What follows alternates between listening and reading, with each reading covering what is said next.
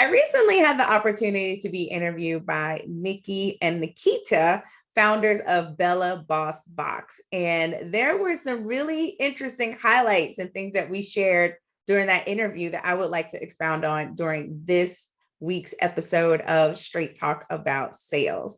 And one thing is for sure is that the way you got started is not necessarily the way things will end. Tune in.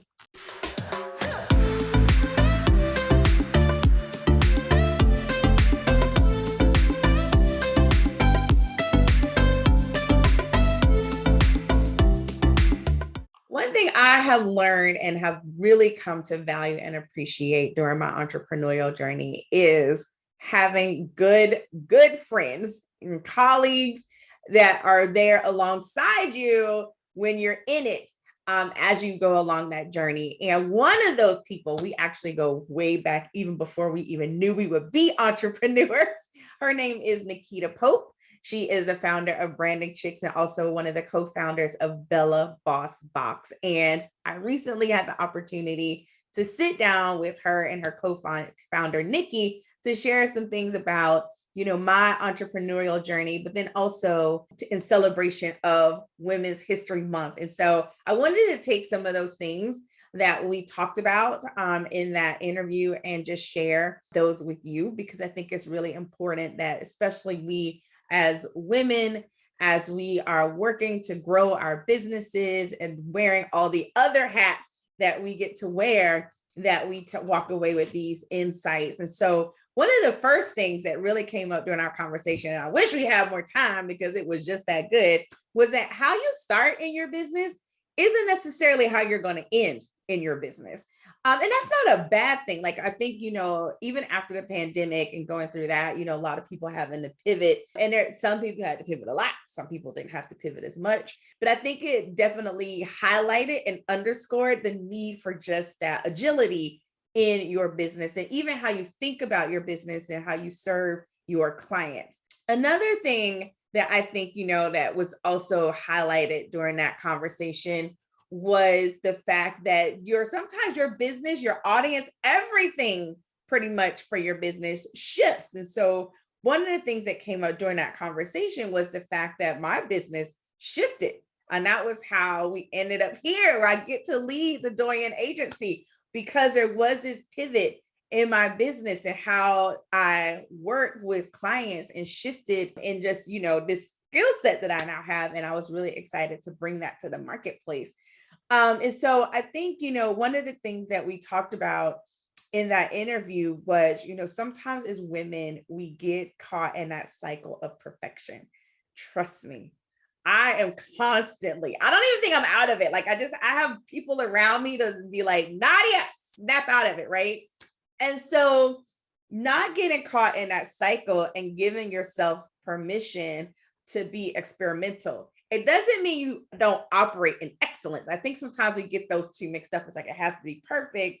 If not perfect, then it's not excellent. And there are some minute differences in that. And so one of the things that I shared during our conversation was just when we launched the agency, I didn't know what I was doing. I'm just gonna be honest. I had no clue.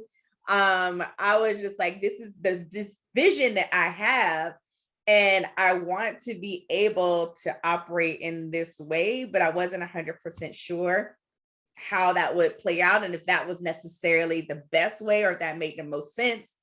And so one of the things that we did at that time, I had my counsel and we just mapped out a plan to reach out, talk to people in my network, let them know what I was up to, but then also we would just experiment to just kind of see like what made the most sense in terms of the actual building of a business model for what that particular offer was. In that time, it was just done for you sales support. We provided that for the team. And so it took some adjusting. And I think that, one of the things that I remember so clearly about that season when we launched it was just, I had that constant reminder to just experiment.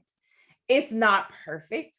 And going into a conversation, it would be like, this is the model we're going to try this time and get to see, right? And so I think sometimes as you are building your business, sometimes as you pivot in your business, because seasons change, right? And you don't have to stay stuck or stay in a model or serving a particular type of client or doing it in a particular type of way if it's no longer feasible or if it just no longer makes sense. So that was a fun part of that conversation, and just kind of seeing how the agency has changed and morphed and pivoted and grown throughout the years as we've, learned that these are the things that we like to do.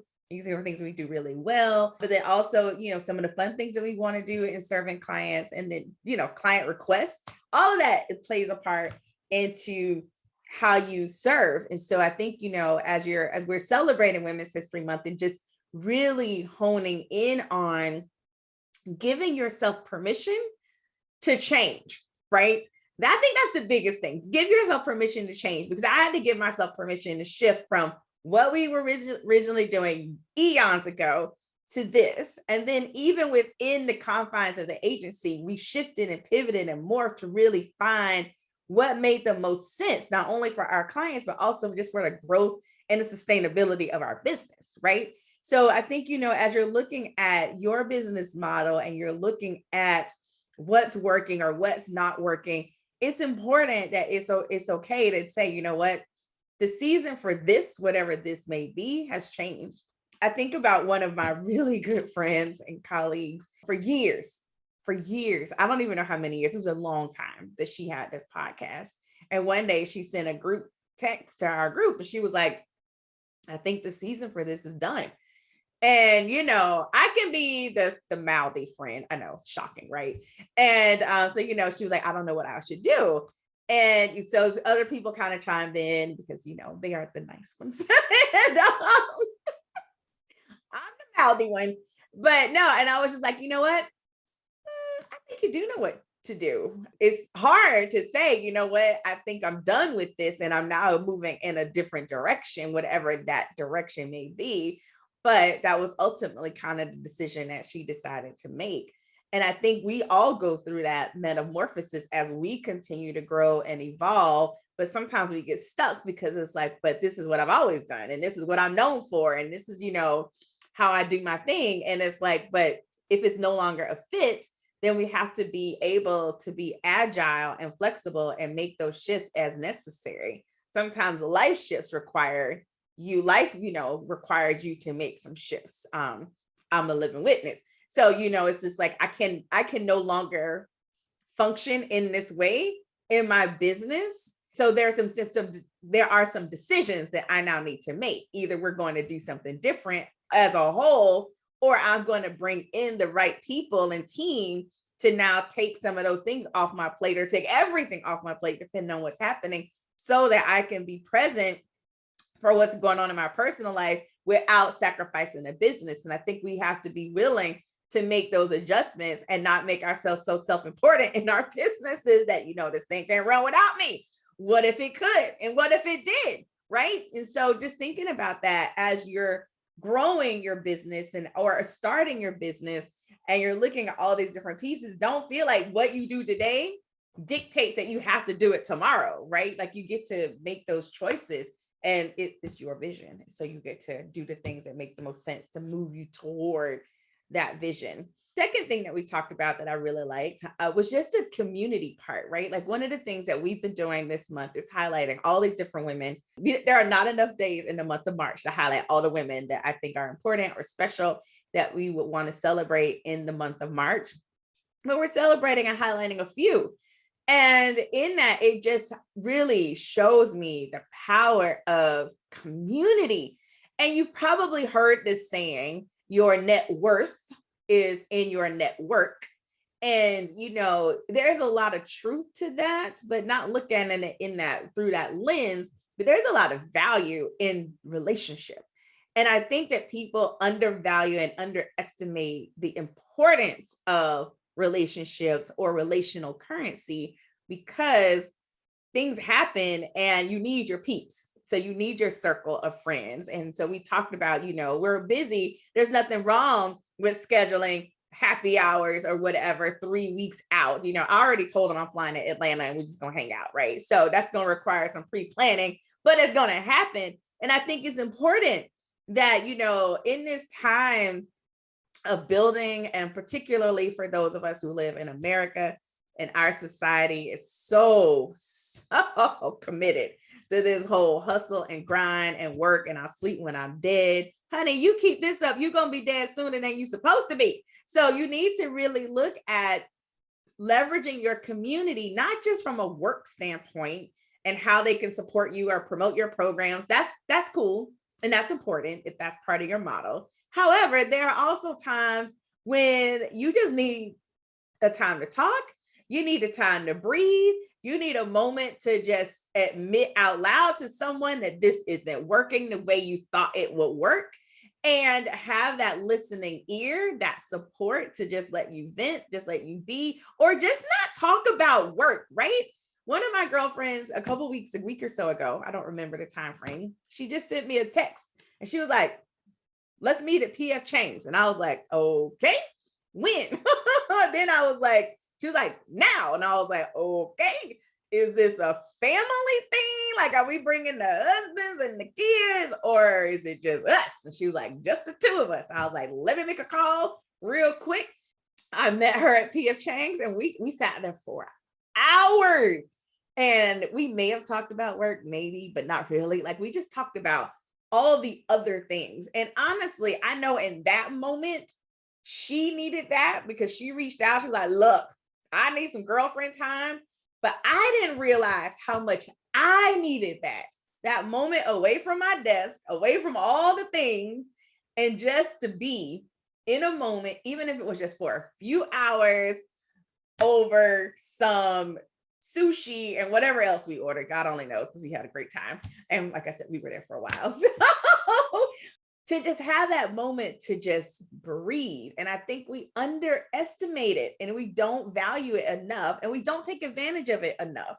So being more intentional with not only your self-care and just the things that you do for your person, but also, like, when are you getting with your people, whoever your people are, and your community, to support you as you go along this journey, because it's not easy. And it has its moments where it just sometimes really sucks. And this is the hard part, and no one really wants to talk about it. We think about it sucking or it being hard, like when you first get started or when things aren't going well. But what about the times when things are actually working and it still sucks?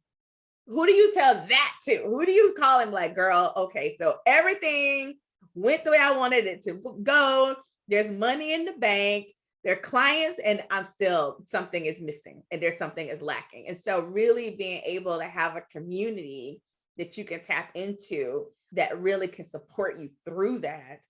And so you have to be intentional about building those relationships and valuing those relationships and honoring those relationships, so that you're just not that person that calls every time you need something. Like, you can be there to give and receive from those relationships. It's very reciprocal. And then one of the last things, I don't know, I'm just on this kick, so y'all just bear with me, talking about not only your big vision, but also the power of legacy. And I think, this month, especially that my granny's birthday was this month. My granny would have been 102. I always thought she's going to live at least 100, because the girl was amazing. And apparently she was just like, I'm tired, I'm out. So she's not. But just the legacy part. And so as you're building and thinking about what happens after, and it doesn't necessarily mean, that you build your business, because you may not have the desire. Let's just be honest. Not everyone desires to build a 7-8 figure enterprise with all the things, because it takes a lot to get there. But what are you going to do with what you've created? Like, in these things that you created in your business, you have intellectual property. Some of us have written books, and you have videos and courses and all this stuff. This contribution, this beautiful contribution to the world. What happens next? And so I think it's important that we start to think about that and prepare for it. And that means, hiring an attorney. I am not an attorney. I do not play one on TV. So, hire someone to help you talk about and figure out what you're going to do with all of the things, so that you can move your business forward well, but also that you would not have done it for nothing. I shouldn't say that, but like it won't all crumble if something were to happen to you. It won't all fall apart. Like, you want to definitely think about what the preservation of your legacy will look like. So those are just some of the things that I took away from our conversation. I thoroughly enjoyed chatting with Nakita and Nikki. I will include the link so you can go back and check it out for yourself. It was fabulous. But those are just some of the takeaways. And if you're like, you know what, Dr. Nadia, I'm thinking about my business, things are moving or shifting or whatever, but I know that I need systems. Systems change your life. And sales is more than just having sales conversations when you get to that point in your process. Sales is definitely about having systems and having strategic processes in place to really have a robust system in place so that you have more than enough revenue in your business. And so if that's where you are right now, I invite you to attend one of our upcoming information sessions. So we'll have that information below this video where you can register to sign up to come to one of our upcoming information sessions. We typically have them at least once a month. So you'll be able to come and attend and find out more about what the elements are for a strategic sales system, but also where you might be missing elements. And if you're like, Dr. Nadia, girl, I don't have time for all that. I don't want to wait, because I know there are some of you out there that are like this. They schedule a sales system diagnostic where you and I will do it together. We'll do it one-on-one. We'll figure it out.